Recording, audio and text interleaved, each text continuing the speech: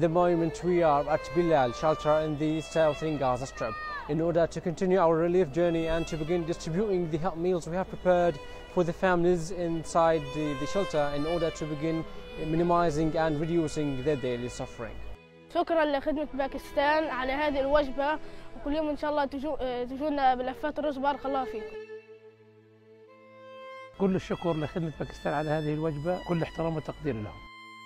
نشكر لخدمة باكستان على هذه الوجبات للمنكوبين والنازحين في قطاع غزة، كل الشكر لهم ولهذه المؤسسة على هذه الخدمات.